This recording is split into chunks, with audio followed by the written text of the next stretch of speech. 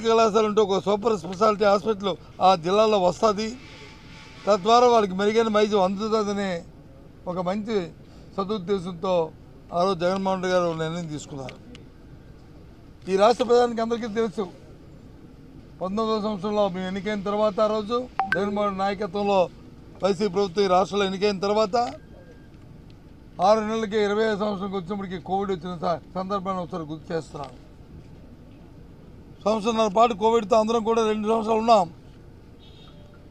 అప్పటి నుంచి ఈ మెడికల్ కళాశాల నిర్ణయం తీసుకుని త్వరితగతి నుంచి వాడిని కట్టాలని ప్రయత్నంలో సుమారు 2,200 కోట్ల రూపాయలని ఖర్చు చేసి అప్పటికే ఈ మెడికల్ కళాశాలలో అడ్మిషన్స్ కూడా ప్రారంభించి మిగతా వాటికి వివిధ దశలో ఉన్న నేపథ్యంలో ఇవాళ ఈ ప్రభుత్వం వచ్చింది.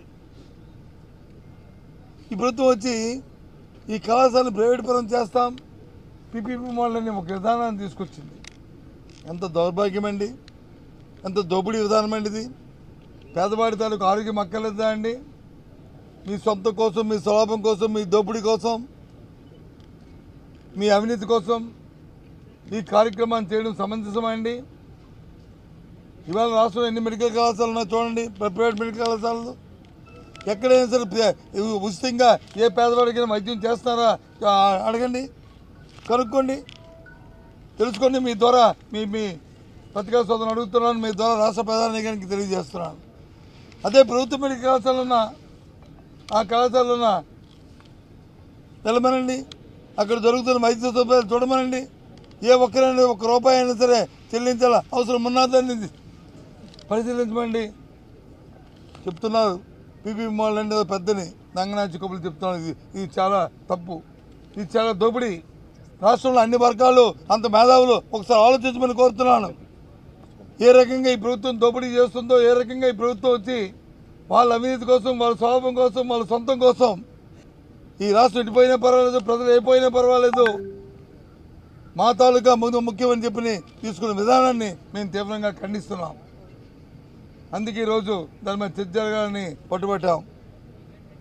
దాన్ని బీఎస్పీ చర్చకు వచ్చి మండేకి వచ్చి వాయిదా వేశారు. ఆ రోజు మేము ప్రభుత్వాన్ని నిలదీస్తాం, ప్రభుత్వాన్ని ఈ విధానాన్ని రద్దు చేసిన వరకు పోరాడతాం. మాకేమని దీని మీద రాజకీయ స్వభావం కాదు, రాజకీయ స్వార్థం కాదు. ఇది ప్రయోజనాల దృష్ట్యా, ఆరోగ్యం దృష్ట్యా ఇది అవసరం. ఈరోజు తెలుసు మన రాష్ట్రంలో జరుగుతున్న పరిస్థితి. స్వర్గీయ రాజశేఖర రెడ్డి గారు ఏ సదుద్దేశంతో అయితే ఆ రోజు పెట్టారో ఆరోగ్య పథకానికి తూర్చుపడిచి గత 3-4 రోజులుగా బంద్ అయిపోయిన పరిస్థితి రాష్ట్రంలో. వాళ్ళకి వచ్చి ఇవ్వాల్సిన నెలకి ఇవ్వాల్సిన 300 కోట్ల రూపాయలని వాళ్ళు ఇవ్వలేని దుస్థితి ఈ ప్రభుత్వానికి ఉన్నది. మరి తెచ్చిన 2 లక్షల కోట్ల రూపాయలు ఏం చేశారండి?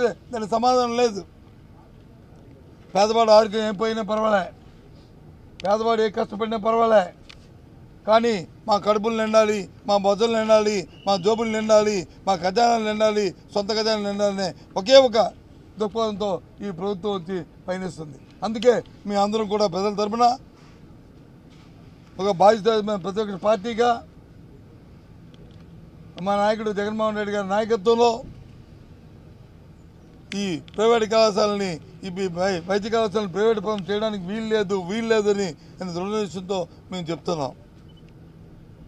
మేము నమ్మాం, మా సిద్ధాంతం ఈ నమ్మాం.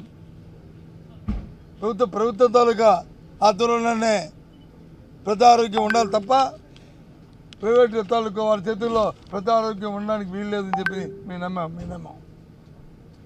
అంతేకాదు ఆరోగ్యంతో పాటు సామాన్యుల తాలూకా చదువు, పేదవాడి తాలూకా ఒక వైద్య ఎంబీబీఎస్ చేయాలంటే, చదువుకోవాలంటే ఇవాళ ఉన్న ప్రభుత్వ విధానాల్లో ఏబీసీ దాంట్లో మెరిట్లో కానీ, సెమీ మెరిట్లో కానీ, లేకపోతే వారు క్యాపిటేషన్ ఫీజు కట్టుకొని కానీ ఇవాళ చదువుకోవడం ఎంత కష్టం అనేది ఆలోచన చేయమని అడుగుతున్నాం. ఈ ప్రైవేట్ కళాశాలలు వస్తే మీరు ఎంత విధంగా ఇబ్బంది పడతారో ఆలోచించేయండి. క్యాపిటేషన్ ఫీజుకి వచ్చి ప్రైవేట్ కాలేజీలో సస్టైన్ కోసం దాంట్లో కూడా సి గ్రూప్ ఉంది, కానీ దానికి ఒక పరిమితి అంటూ ఉంటుంది. ప్రభుత్వ విధానంలో దానికి 50 లక్షలు కట్టాలా, 40 లక్షలు కట్టాలా, 30 లక్షలు కట్టాలి ఉంటుంది. కానీ ప్రైవేట్ కళాశాలలాగా కోట్లు తీసుకుంటే ప్రభుత్వ కళాశాల జరగదు, ఒప్పుకోరు. తెలిసే విషయం ఎంతో చెప్తున్నారు. ఏమీ తెలియని అమాయకత్వంగా ఏబీసీ మీ గ్రూపుల్లో ఉన్నది కదా, సస్టైన్ చేయడానికి మీరే కదా జీవో ఇచ్చారని మాట్లాడుతున్నారు. చూడండి, ఆలోచించండి మేధావులారా, ఈ రాష్ట్రంలో మేధావులారా, ఈ రాష్ట్రంలో పెద్దలారా. అందుకే ఇవాళ మా అత్తాలుగా మీ అందరం కలిసి, శాసనమండలి సభ్యులు అందరం కలిసి మా పార్టీ తీసుకున్న నిర్ణయాన్ని, మా నాయకుడు తీసుకున్న నిర్ణయాన్ని, దీన్ని చూచా తప్పకుండా దీని అమలు జరిగే వరకు మేము పోరాటం చేస్తామని మీ ద్వారా ఈ రాష్ట్ర ప్రజానికి తెలియజేస్తున్నాం.